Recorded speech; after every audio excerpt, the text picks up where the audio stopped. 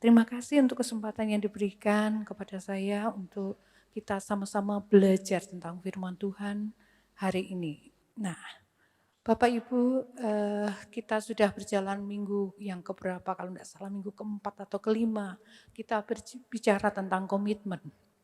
Nah, malam ini saya juga masih berbicara tentang komitmen dan kita akan belajar bersama-sama supaya hidup kita itu semakin kaya. Tuhan akan berbicara dari hari ke hari dengan cara yang berbeda dan Bapak Ibu akan semakin diperkaya untuk memahami apa yang Tuhan mau. Nah, sekarang kita akan memperhatikan apa yang firman Tuhan katakan tentang komitmen. Ya. Next, yang pertama, oke. Ya. Komitmen itu apa? Komitmen itu kalau saya ambil dari kamus bahasa Inggris yang Cambridge, itu dikatakan seperti ini. Yang namanya komitmen itu kesediaan untuk memberikan waktu dan tenaga pada sesuatu yang diyakini atau janji keputusan tegas untuk melakukan sesuatu. Itu yang dinamakan komitmen. Jadi saya berharap jemaat Tuhan bisa memahami ketika kita itu ngomong komitmen, itu maksudnya seperti apa. Dikatakan tadi komitmen itu kesediaan untuk memberikan waktu, tenaga pada sesuatu yang diyakini. Kalau misalnya kita bicara tentang komitmen untuk berjemaat, oh saya berkomitmen untuk berjemaat di Betani Blora. Apa artinya? Artinya kita memiliki kesediaan untuk memberikan waktu kita, tenaga kita untuk berjemaat di tempat ini. Tidak perlu ada orang lain yang harus mengingatkan kita, oh ini waktunya FA, oh ini waktunya kita ibadah. Karena apa? Kita punya komitmen pribadi untuk ada di tempat ini. Ketika kita menjadi orang yang punya komitmen, kita akan punya kerelaan hati untuk sukarela, untuk bisa menanggapi dengan positif setiap hal yang diumumkan di gereja ini. Oh misalnya kita ada misi ke Kupang, Bapak Ibu mungkin sudah merasa, oh aku ini tidak bisa pergi ke Kupang. Bapak Ibu akan berdoa untuk Kupang. Bapak Ibu akan memberikan waktunya untuk berdoa. Bapak Ibu mungkin punya uang yang bisa ditabur untuk Kupang. Itu namanya kita berkomitmen. Hari ini mari kita belajar untuk membangun komitmen dalam hal apapun. Saya tulis di sana yang namanya komitmen, ini sangat penting untuk semua aspek kehidupan. Aspek rohani sangat penting, di dunia sekuler saya percaya itu juga sangat penting. Kalau saya bekerja, kalau saya tidak punya komitmen, maka saya akan lalai dengan pekerjaan saya. Saya ngajar, waktunya bel, saya masih ngobrol atau saya malah di kantin. Itu kalau saya tidak punya komitmen. Tetapi kalau saya punya komitmen, saya akan berusaha datang tepat waktu. Oh saya harus jam 7 absen. Saya akan absen sebelum jam 7. Kalau saya punya komitmen, saya tidak akan peduli bagaimanapun kepala sekolah saya, atasan saya. Oh atasannya enggak enak, enggak peduli. Karena bagi saya, karena saya punya komitmen, saya akan bekerja dengan kemampuan saya yang terbaik. Apapun yang saya kerjakan, saya melakukannya seperti untuk Tuhan dan bukan untuk manusia. Artinya, saya tidak peduli lagi ada kepala sekolah apa enggak. Saya akan bekerja dengan baik. Diawasi atau tidak, saya bekerja dengan baik karena saya punya komitmen. Bapak Ibu, mari kita belajar untuk membangun hidup kita itu dengan komitmen. Karena apa? Tuhan sudah mengajari kita menjadi orang yang harus memiliki komitmen.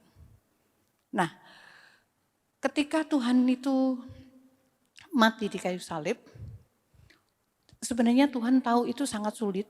Sebenarnya Tuhan tahu itu sangat Tuhan sendiri rasakan waktu berdoa aja rasanya sulit. Sampai yang namanya keringat berubah jadi darah. Kenapa? Karena merasa itu sesuatu yang sangat berat.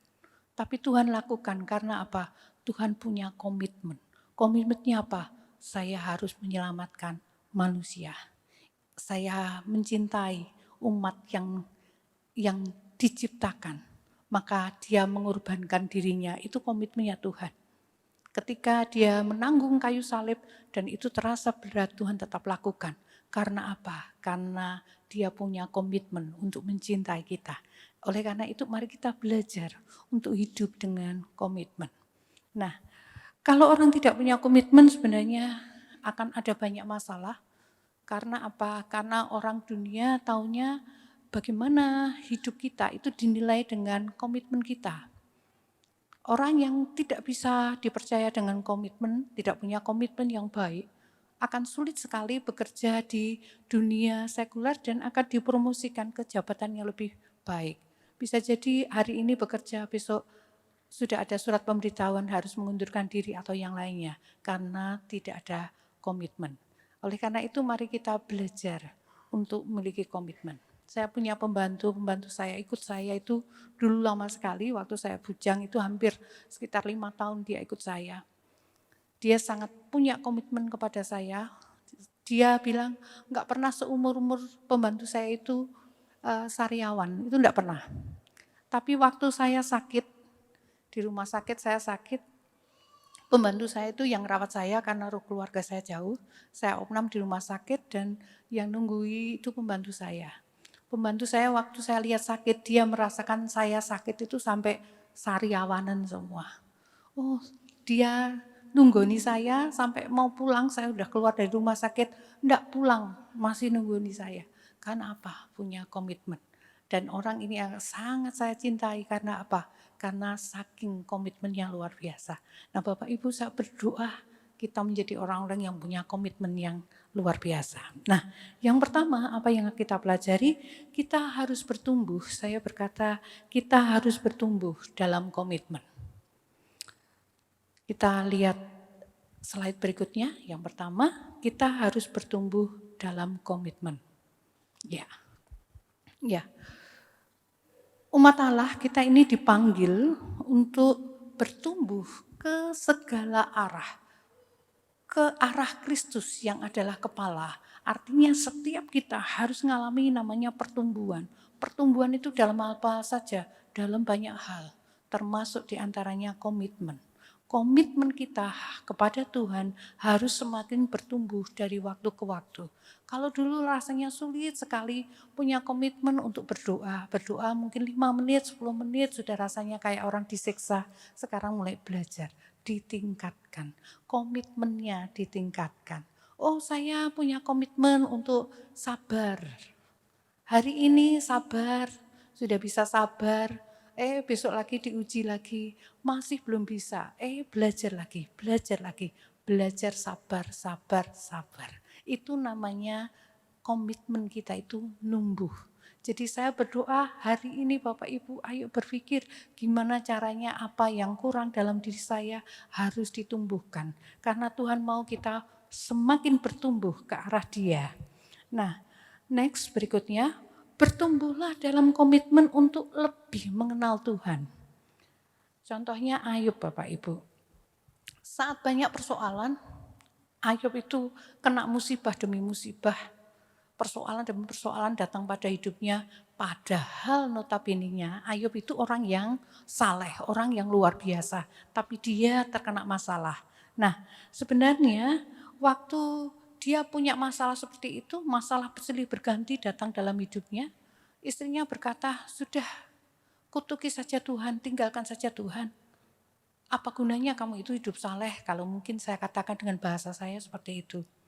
Sudah, enggak usah Tuhan-Tuhanan mungkin seperti itu. Nah, tetapi apa yang dilakukan Ayub? Ayub dia mengatakan, masa kamu itu kok seperti orang kok enggak tahu berterima kasih, orang yang enggak benar aja. Bagaimana kita bisa terima yang baik dari Tuhan tapi yang buruk enggak mau. Jadi Ayub berkata, tidak, aku tidak akan menyangkal Tuhan. Tidak, aku akan tetap setia kepada Tuhan. Tidak, aku tetap berkomitmen kepada Tuhan. Itu yang dikatakan Ayub. Nah, apa dampaknya? Ketika Ayub ini memiliki komitmen yang seperti ini, maka kalau Bapak Ibu perhatikan cerita tentang Ayub, pada akhirnya Ayub itu berkata, dulu aku kenal Tuhan itu dari ceritanya orang. Apa kata orang Tuhan itu seperti ini? Apa kata orang Tuhan itu begini? Tetapi sekarang dengan mataku aku bisa melihat Tuhan itu kayak apa. Oh dia luar biasa. Rancangannya tidak pernah gagal. Ini yang dikatakan Ayub. Ayub dari penderitaan demi penderitaan yang dilalui, akhirnya Ayub itu bisa semakin kenal Tuhan. Semakin bisa memahami seperti apa Tuhan. Pengenalan akan Tuhan itu semakin ada dalam dirinya. Jadi ketika Bapak Ibu punya persoalan, punya masalah, jangan pernah tinggalkan komitmen. Tetap cinta sama Tuhan, tetap mengasihi Tuhan, supaya apa? Supaya kita semakin mengenal siapa Tuhan. Jangan pernah menyerah ketika ada persoalan yang sulit, karena Tuhan sendiri yang akan berikan jalan keluar untuk kita. Tetap punya komitmen. Ayub tidak pernah ditinggalkan Tuhan. Demikian pula dengan kita. Ketika ada persoalan yang datang, jangan pernah berkecil hati kita tidak mampu melakukannya. Punya komitmen kepada Tuhan. Tuhan tahu bagaimana caranya untuk menolong setiap kita. Aminin. Ya, kita akan lanjutkan, Bapak. Yang kedua saya mengatakan bahwa level hidup kita itu sangat ditentukan oleh level komitmen kita. Kita akan melihat contohnya Elisa, Bapak Ibu. Elisa itu memiliki urapan double porsi. Jadi karena urapannya itu double porsi, apa yang dilakukan Elisa itu 2 kali lipat dari apa yang dilakukan oleh Nabi Elia. Nabi Elia dulu yang namanya Elisa ini bujangnya. Elisa ini dulu itu pelannya Elia, tetapi dia mendapatkan pengurapan double porsi.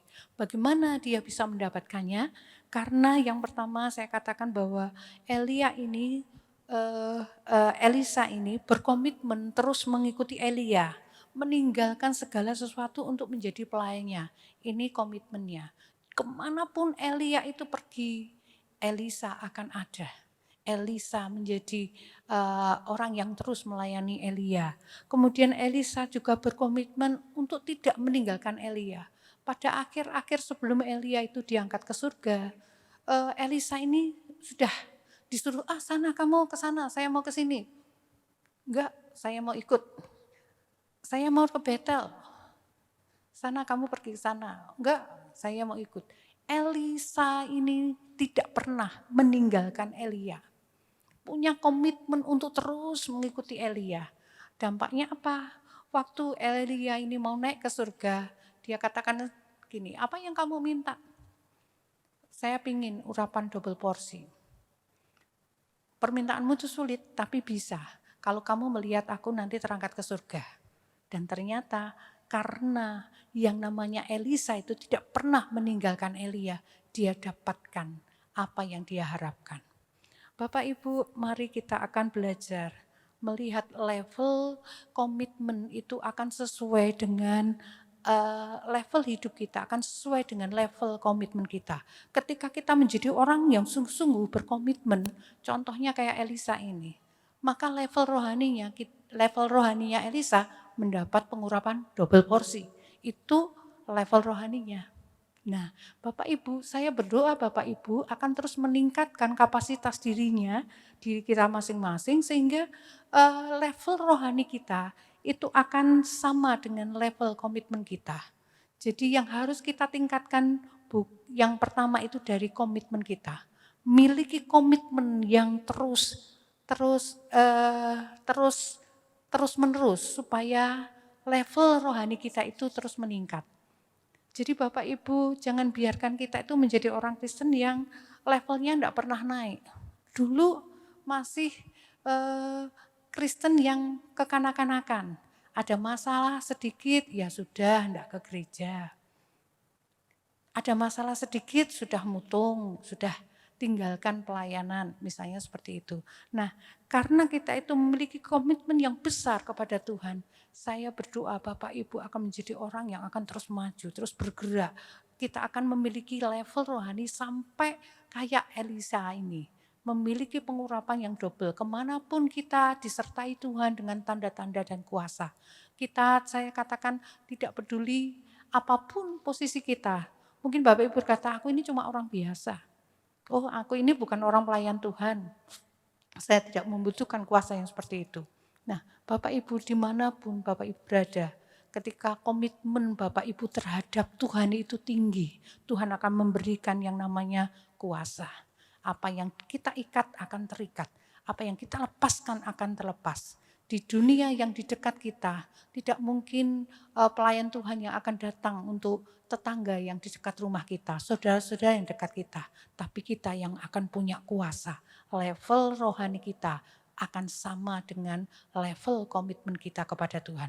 Ketika kita sungguh-sungguh berkomitmen kepada Tuhan, maka disitulah Tuhan akan menyatakan kuasa dan kemuliaannya atas hidup kita. Kalau memiliki komitmen yang tinggi pada Tuhan, maka level hidup kita juga tinggi di mata Tuhan. Ini yang perlu Bapak Ibu garis bawahi. Jadi saya harus mengembangkan diri saya sendiri, supaya kita memiliki komitmen yang tinggi kepada Tuhan. Saya ingin Tuhan menghargai hidup saya ingin Tuhan memakai hidup saya, karena itu saya akan membangun komitmen yang semakin kuat kepada Tuhan. Itu yang kedua. Kemudian yang ketiga Bapak Ibu, apa yang penting lagi? Yang penting lagi orang yang berkomitmen itu memiliki sikap setia. Ketika orang menikah, orang berkata, oh aku ini punya komitmen untuk menikah. Buktinya orang itu punya komitmen menikah apa? Ya setia, tidak mungkin hari ini 1 minggu di rumah, 1 minggu di tempat lain, tidak mungkin. Itu komitmen. Orang menikah komitmennya, buktinya terlihatnya dari apa? Dari kesetiaan, diujinya dari sana. Demikian pula dengan ketika kita ikut Tuhan. Kita itu akan terlihat, kita itu menjadi orang yang punya komitmen yang sungguh-sungguh dengan Tuhan apa enggak. Itu terlihat dari kesetiaan kita. Apakah kita tergolong orang yang setia? Setia itu tidak berarti hanya datang tiap waktu ada kebaktian, tidak. Yang namanya setia itu kalau saya perhatikan firman Tuhan, itu firman Tuhan mengatakan hambaku, hei hambaku yang setia. Itu terlihat ketika ada perumpamaan, ketika ada tuan yang mau pergi, dia akan mempercayakan hartanya. Ada yang 1 talenta, ada yang 2 talenta, ada yang diberi 5 talenta. Ketika yang punya 5 talenta, dia kembali kepada tuannya, dia berkata, Tuan yang 5 ini sekarang jadi 10. Luar biasa, engkau hamba yang setia. Tuhan katakan seperti itu. Yang 2 dia kembali kepada tuannya, yang 2 ini juga saya sudah kembangkan, sekarang jadi 4. Luar biasa, tuannya bilang begitu. Tetapi yang 1 ini contoh orang yang tidak punya komitmen. Dia 1, dia tetap dibiarkan aja, dia tidak lakukan apapun. Ini orang yang tidak punya komitmen. 1 tetap aja 1, tidak berkembang. Dan Tuhan tidak berkenan dengan yang seperti ini. Jadi saya berdoa ketika kita menjadi orang yang komitmen, artinya kita itu menjadi orang-orang yang setia. Setia itu dalam artian setia dengan apa yang Tuhan percayakan pada hidup kita. Kita kembangkan semuanya untuk kepentingan kerajaan Allah. Itu yang namanya setia. Jadi kalau Bapak Ibu punya apapun yang Tuhan percayakan, mobilmu sederhana. Mobilmu itu sederhana. Itu yang kita punya, yang dikasihkan Tuhan. Apa yang akan digunakan mobil kita untuk kemuliaan Tuhan, untuk kerajaan Allah. Tolong orang dengan mobil kita. Itu tindakan sederhana tapi bisa kita lakukan. Karena apa? Kita sedang mengembangkan talenta kita. Kita peduli dengan orang lain. Itu mengembangkan talenta. Apa yang bisa kita lakukan? Oh saya cuma bisanya masak, nggak bisa yang lain. Oh iya, masak sesuatu yang luar biasa. Jangan berpikir itu bukan talenta, itu yang karunia yang dari Tuhan kita bisa masak. Apa yang bisa kita lakukan? Kita bisa masak, bagikan ke orang yang tidak punya. Orang akan terberkati dengan hidup kita. Kita sedang membangun hidup kita dengan komitmen. Komitmen itu seperti itu. Setia itu berarti mengembangkan sesuatu. Itu setia. Jadi saya berdoa hamba-hamba Tuhan, jemaat Tuhan di sini, ayo semuanya jadi hamba-hamba yang setia. Kita orang-orang yang punya komitmen. Dengan apapun yang Tuhan percayakan, kita akan bergerak terus untuk meluaskan kerajaan Allah. Dimanapun kita ada, kerajaan Allah akan ditegakkan dengan cara hidup kita. Amin. Ya.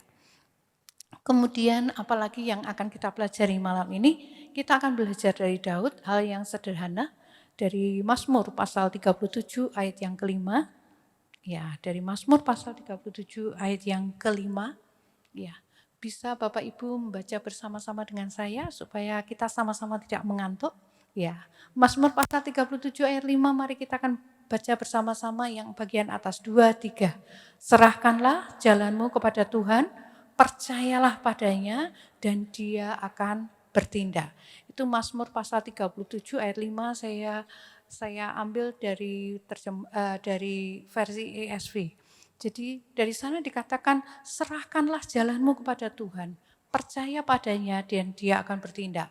Dalam bahasa yang Inggrisnya itu saya ambil bahasa Inggrisnya itu bilang gini, commit thy way unto the Lord, trust also in him and he shall bring it to pass. Jadi di situ dikatakan yang biasanya diterjemahkan dengan kata serahkan itu dalam bahasa Inggrisnya itu commit. Jadi komitmenkan jalan hidup kita itu kepada Tuhan, maka Tuhan akan memberikan, Tuhan akan bertindak, He shall bring it to pass. Dia akan menyelesaikannya untuk kita. Itu yang Tuhan akan lakukan. Jadi dikatakan di situ, commit thy way. Nah, mari kita akan belajar, jadi ini bahasa yang tepat, jadi beberapa kata kalau saya lihat, itu ternyata pakai bahasa Inggrisnya itu lebih mendekati ini. Ada bukan tidak tepat, tapi ini yang kalau saya amati itu yang dipakai itu seringnya ini. Jadi commit thy way. Nah, komitmen untuk menyerahkan jalan hidup pada Tuhan itu artinya apa? Ketika kita bilang, Tuhan aku mau komit, jalan hidupku saya komitmenkan untuk Tuhan. Apa artinya? Next, berikutnya. Nah, ketika kita bilang jalan hidup kita serahkan pada Tuhan, sebenarnya kita itu sedang berkata begini, Tuhan aku tuh rela kehilangan kebebasan.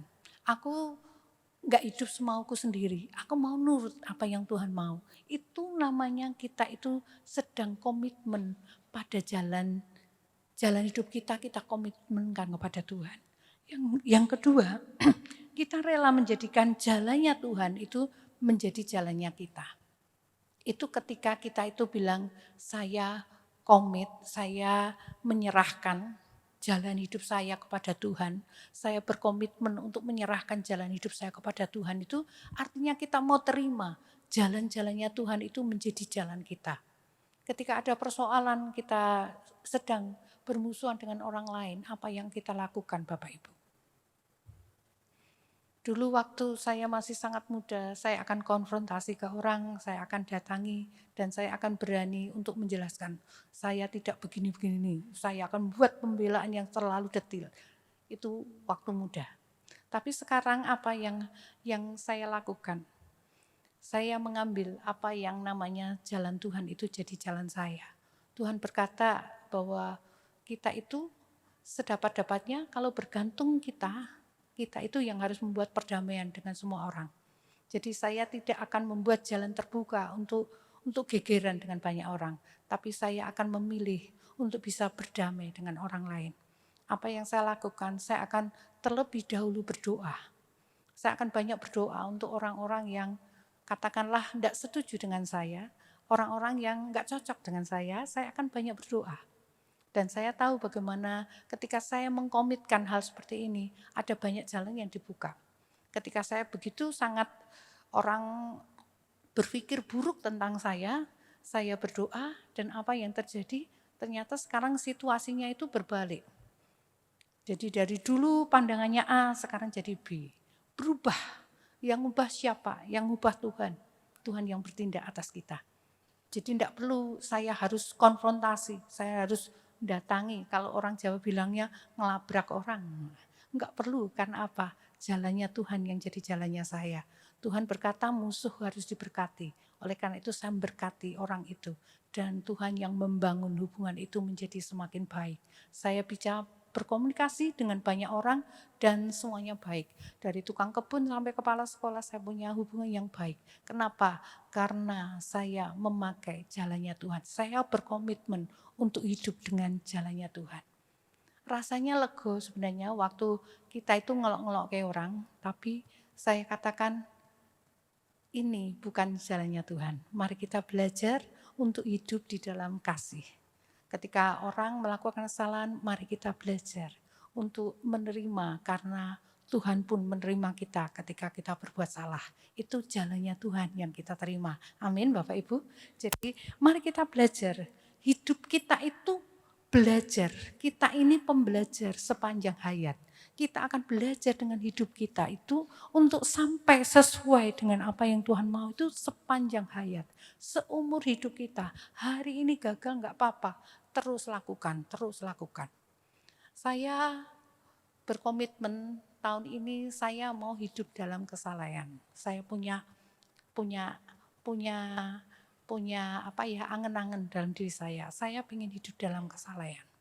Karena saya ingin hidup dalam kesalahan, saya mulai belajar untuk bisa gampang memaafkan orang, gampang mengampuni orang, gimana rukun sama orang. Karena saya sedang hidup dalam kesalahan. Saya belajar mentaati firman. Kemudian saya juga belajar membangun diri saya sendiri sebagai contoh untuk orang lain.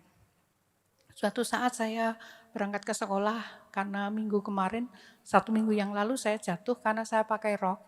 Rok saya panjang dan sekolah saya itu naik turun. Karena rok saya panjang saya jatuh, gedobrak gitu naik gitu. Karena jalannya saya cepat, tiba. Karena saya jatuh, akhirnya saya berpikir besok saya enggak mau pakai rok. Karena kalau enakan pakai celana panjang. Tetapi seragamnya kerja itu bukan celana panjang. Yang namanya samin itu atasannya hitam, bawahnya itu rok panjang. Rok yang agak panjang. Kemudian saya ke sekolah pakai celana panjang. Dan suami saya bilang, kok kamu seragamnya begini? Gak apa-apa. Gitu. Saya bilang gak apa-apa. Lah wong dek ini tiba nanggu rok, saya nanggu katok dawa saja gitu. Saya pikir saya begitu. Oh ngono. Saya masih belum ngeh kalau saya itu salah karena saya berpikir oh iya kan gak apa-apa wong cuma ganti celana aja.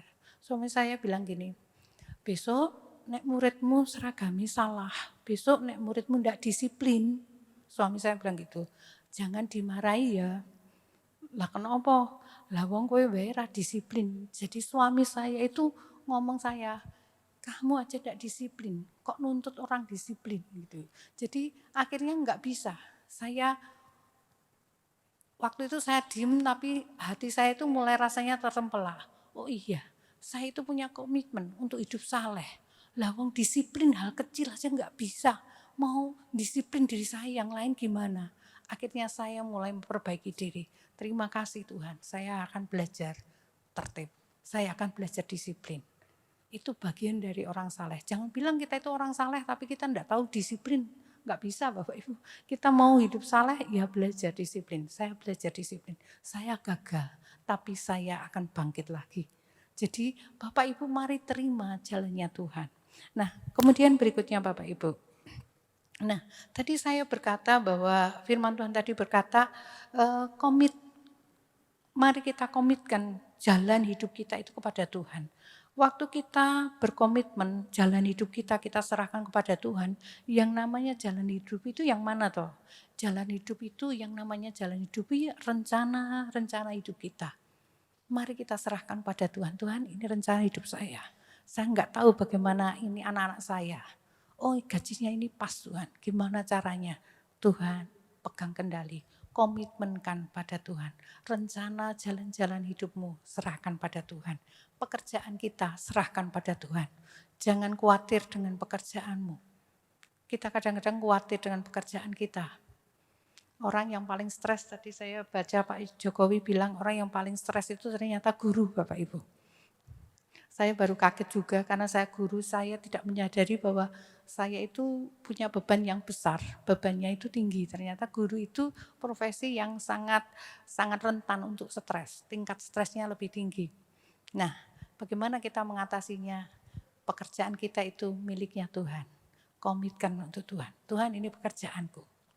Tolong Tuhan. Tolong Tuhan. Dulu saya berpikir gimana caranya kalau saya ini harus marah. Zaman dulu Bapak Ibu, kalau murid kita itu salah misalnya lompat pagar gitu. Apa yang dilakukan guru? Guru akan gampang sekali, ulangi lagi 4 kali gitu. Sekarang apa itu bisa kita lakukan? Tidak ada lagi Bapak Ibu, kalau guru sekarang lakukan itu nanti akan masuk ke kantor polisi Bapak Ibu. Jadi apa yang kita lakukan? Kita akan namanya menyelesaikan permasalahan dengan cara yang positif. Jadi tidak lagi seperti itu. Apa yang saya kerjakan, guru sendiri juga harus melatih yang namanya kesabaran. Berlatih sabar, bagaimana berkomunikasi dengan baik untuk menyelesaikan masalah, itu pekerjaan. Sehingga kita tidak stres. Nah, Bapak Ibu, saya tidak tahu apa yang membuat Bapak Ibu khawatir, bingung dengan pekerjaan kita, tapi hari ini percayakan sama Tuhan. Tuhan tahu bagaimana membuat jalan keluar untuk pekerjaan kita. Gimana ini kita itu sudah punya dagangan banyak, kok enggak terjual-jual. Tuhan punya caranya untuk kita. Belajar komitmen sama Tuhan. Tuhan, ini pekerjaan saya, ini milikmu. Saya serahkan kepada Tuhan. Tuhan, Engkau bertindak. Itu yang bisa kita lakukan. Bagaimana dengan pernikahan kita? Pernikahan kita harus kita komitmenkan kepada Tuhan. Ketika kita menikah, harus sadar betul bahwa itu dua orang yang berbeda. Jangan berpikir untuk ketika kita menikah, oh kita memang sudah menikah, kita tidak menyadari kita dua orang berbeda. Akhirnya kita pinginnya sama, akhirnya kita itu akan cenderung berkelahi satu dengan yang lain. Pernikahan kita tidak bahagia karena kita tidak punya komitmen untuk menyerahkan pernikahan kita kepada Tuhan. Ketika kita punya pernikahan yang diserahkan kepada Tuhan, maka Tuhan akan menaruh kasih di dalam diri kita masing-masing, sehingga apa? Kita sanggup untuk menerima kekurangan satu dengan yang lain. Orang yang menikah bukan dua orang yang sempurna, tapi orang yang menikah, orang yang masih punya kekurangan. Dan yang bisa menutup itu cuma kasih-Nya Tuhan. Ketika ada di dalam diri kita, kita komitmen kepada Tuhan. Tuhan yang tahu bagaimana menaruh kasih itu dalam diri kita. Dan Dia yang akan membuat pernikahan kita itu baik-baik saja. Amin Bapak Ibu. Hari ini kalau ada yang pernikahannya mulai kacau, tetap ambil komitmen Tuhan. Aku menyerahkan komitmen pernikahan ini kepada Tuhan. Tidak ada acara cerai, tidak ada acara pisah ranjang, tidak ada acara apapun. Karena apa? Karena kita menyerahkannya kepada Tuhan. Amin. Anak-anak yang melihat orang tuanya kacau, berdoa. Tuhan berkati pernikahan orang tuaku. Komitmen, punya komitmen untuk berdoa. Supaya apa? Keluarga kita diberkati. Amin. Anak-anak yang luar biasa. Oke, bagaimana dengan kesehatan? Sama, tubuh kita itu miliknya Tuhan. Kalau kita sakit, punya komitmen untuk mempercayai Tuhan. Tuhan, Engkau penyembuh. Tuhan, Engkau pembuat mujizat. Tuhan, aku mempercayai Engkau. Itu yang akan mendatangkan, itu yang akan membuat Tuhan itu bertindak atas hidup kita. Amin. Jadi jangan pernah takut situasi yang buruk sekalipun, karena kita punya Tuhan yang sangat peduli. Tuhan itu sangat peduli. Firman Tuhan katakan, Dia Tuhan yang mempedulikan kita. Peduli itu seperti apa? Peduli itu ya peduli. Kalau saya bekerja karena saya sering lembur. Suami saya orang sederhana, apa yang dilakukan suami saya, dia akan buatkan saya teh, kemudian dia akan tanya saya butuhnya apa, coffee break-nya apa gitu. Saya ditari. Kalau saya ikut kerja misalnya sampai jam 11 kayak gitu, saya akan dibuatkan minum, saya akan dicarikan snack sederhana, pinginnya apa, disiapkan. Karena apa? Suami saya peduli sama saya. Nah, Bapak Ibu, yang namanya peduli itu seperti itu. Tuhan itu sangat peduli pada kita, apapun yang kita butuhkan, Tuhan sangat peduli. Oleh karena itu jangan pernah khawatir. Dia tahu bagaimana bertindak untuk hidup kita karena Dia sangat peduli pada kita. Coba sekarang dirasakan, mulai rasakan pegang dirinya sendiri-sendiri, Tuhan itu peduli sama saya. Tuhan itu peduli sama saya. Amin. Ya, coba dirasakan Tuhan itu baik kok Bapak Ibu. Bapak Ibu akan bisa merasakan kebaikan demi kebaikan Tuhan. Nah, jadi ketika kita berkomitmen untuk menyerahkan jalan hidup kita, rencana hidup kita, pekerjaan kita, pernikahan kita, kesehatan kita, apapun yang kita lakukan, kita berkomitmen untuk menyerahkannya kepada Tuhan, maka Tuhan akan bertindak. Apa yang akan Dia lakukan? Dia akan lakukan sesuai dengan apa yang kita butuhkan. Kemudian yang lainnya kita akan lihat ayat lagi, yang lainnya kita lihat dari Amsal pasal 16 ayat 3. Next. Ya, bisa membaca bersama dengan saya Bapak Ibu yang atas ya, kita akan baca sama-sama. 2, 3. Serahkanlah perbuatanmu kepada Tuhan, maka terlaksanalah segala rencanamu. Jadi firman Tuhan mengajar kita untuk menyerahkan perbuatan kita kepada Tuhan, maka akan terlaksana segala yang direncanakan. Di dalam bahasa Inggris dikatakan commit to the Lord whatever you do and your plan will success. Tuhan mengatakan di situ kalau kita berkomitmen kepada Tuhan untuk apapun yang kita kerjakan, kita komitmen kepada Tuhan, maka rencana kita semuanya akan berhasil. Next, berikutnya. Ya, slide berikutnya. Jadi saya berkata di situ, sukses itu datang dari komitmen untuk menyerahkan apapun yang dikerjakan pada Tuhan. Jadi kita akan mendapatkan kesuksesan bukan karena hebat. Kita akan mendapatkan kesuksesan karena kita berpotensi. Kita dapat sukses karena kita itu punya daya dukung yang baik, bukan. Kita akan sukses waktu kita menyerahkan. Kita berkomitmen untuk menyerahkan apapun yang kita kerjakan kepada Tuhan. Tuhan, hari ini saya lakukan ini. Anugerah-Mu ada untuk pekerjaan saya. Berikan kemurahan-Mu. Ketika saya menangani anak-anak yang nakal, saya akan berdoa. Tuhan berikan anugerah supaya anak ini berubah jadi baik. Tuhan berikan anugerah supaya anak ini berubah. Itu yang kita lakukan. Jadi sukses itu seperti itu. Bapak Ibu ingin mengharapkan kesuksesan anak-anak kita, lakukan apapun yang bisa kita kerjakan. Berdoa, Tuhan aku menyerahkannya ke dalam tangan-Mu. Ketika kita sungguh-sungguh punya komitmen kepada Tuhan untuk menyerahkan apapun yang kita kerjakan, Tuhan yang tahu bagaimana membuat hidup kita itu berhasil. Buka usaha, saya percaya semua orang buka usaha, tapi jangan pernah berkecil hati. Kalau kita menyerahkan usaha, Tuhan saya menyerahkannya ke dalam tangan-Mu, buat ini berhasil. Tuhan akan membuatnya berhasil karena Dia Tuhan yang sangat mengasihi kita. Amin Bapak Ibu. Ya, oke. Ya, anak-anak, apakah kalian sudah menyerahkan pekerjaan kalian kepada Tuhan? Udah? Ya, besok mau tes ya. Ya, saya berdoa kalian nanti akan jadi orang yang luar biasa, bisa berhasil. Saya ingat cerita yang saya baca itu tentang orang Amerika tapi berkulit hitam yang pertama kali melakukan operasi pisah kembar siam. Itu orang yang sebenarnya bukan latar belakang band siapa ya, saya lupa band siapa gitu namanya. Orang ini orang berkulit hitam dan dia paling bodoh di satu kelasnya.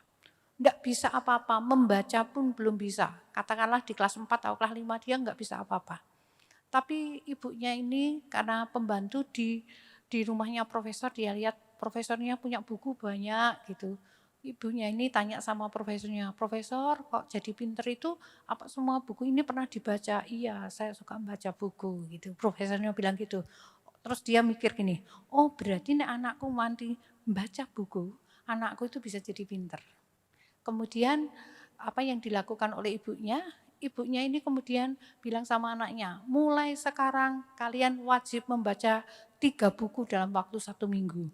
Jadi orang yang tadinya bodoh, itu sekarang belajar baca. Tiap minggu itu jatahnya 3 buku, 3 buku, 3 buku. Di rumah enggak ada, dia akan ke perpustakaan. Akhirnya anak yang paling bodoh di kelas, itu jadi paling pinter karena dia menguasai banyak hal. Pengetahuan apapun dia tahu karena saking suka membaca, banyak membaca. Pertama seperti disiksa ibunya waktu disuruh membaca, tapi dijadikan kebiasaan, akhirnya jadi luar biasa. Anak ini berubah nasibnya dari orang yang bodoh jadi pinter ketika dia mulai komitmen untuk melakukan apa yang dia bisa, mulai membaca. Nah Bapak, Ibu, anak-anak yang lainnya saya berdoa kalian menjadi orang yang membangun masa depanmu dengan membangun komitmen diri yang baik. Punya komitmen untuk belajar, karena itu yang akan membuat masa depanmu berubah. Itu komitmen. Nah, sekarang hal yang lain lagi yang akan saya sampaikan, slide 2 slide, ya. Masih 2 slide Bapak Ibu. Nah, 1 Raja-Raja pasal 8 ayat 61 dikatakan begini, dan hendaklah kamu berpaut kepada Tuhan Allah kita dengan sepenuh hatimu dan dengan hidup menurut segala ketetapannya dan dengan tetap mengikuti segala perintahnya seperti pada hari ini. Dalam bahasa Inggris dikatakan, but your heart must be fully committed to the Lord our God, to live by His decrees and obey His command as at this time. Jadi firman Tuhan katakan, tetapi kamu harus memiliki komitmen yang total, komitmen fully committed, komitmen yang total kepada Tuhan. Komitmen untuk apa?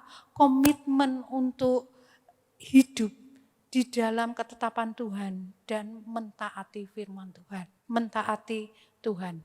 Slide berikutnya. Jadi mari kita belajar. Hari-hari ini rasanya sangat sulit untuk hidup benar. Tetapi hidup benar akan dimulai dari mana? Dari ketika kita memiliki yang namanya komitmen total. Komitmen total untuk apa? Hidup sesuai dengan ketetapan Tuhan. Yang kedua, hidup mentaati Tuhan. Mari kita minta sama Tuhan, Tuhan hari ini buat saya itu mampu untuk memiliki komitmen yang total kepada Tuhan. Supaya apa? Supaya Tuhan nanti ditinggikan. Mari kita akan belajar yang terakhir, saya undang song leader singer tim musik. Ya. Oh, ini yang terakhir saya. Jadi dari apa yang kita pelajari hari ini, kita belajar perlunya kita itu membangun hidup kita, komitmen kita kepada Tuhan itu lebih lagi. Kalau waktu-waktu yang lalu kita, kalau dihitung skala, saya tidak tahu Bapak Ibu punya skala komitmen saya kepada Tuhan itu kalau dihitung berapa? 70, kalau angkanya antara 70 sampai 100 berapa nilainya? Mari kita berusaha untuk meningkatkan. Aku akan semakin meningkatkan komitmenku kepada Tuhan. Karena apa? Dia Tuhan yang sangat mencintai kita. Ketika kita punya komitmen, Tuhan sendiri, Tuhan yang tahu bagaimana untuk menolong kita, untuk memberkati kita ketika kita menjadi orang-orang yang tahu memiliki komitmen. Ya, saya undang song leader singer. Nah, Bapak Ibu mari kita renungkan firman Tuhan hari ini. Seberapapun yang Bapak Ibu dengar, seberapapun yang Bapak Ibu bisa tangkap, mari kita tangkap itu di dalam hati kita. Izinkan firman itu berakar dalam hidup kita. Firman itu tidak ada gunanya ketika kita cuma sekedar mendengar. Simpen baik-baik di hati. Yang kecil yang Bapak Ibu bisa tangkap, itu yang akan seperti benih yang akan terus tumbuh dalam hidup kita dan menghasilkan buah-buah untuk kemuliaan nama Tuhan. Mari kita renungkan firman Tuhan bersama-sama. Kita akan berkata, Tuhan, aku mau Tuhan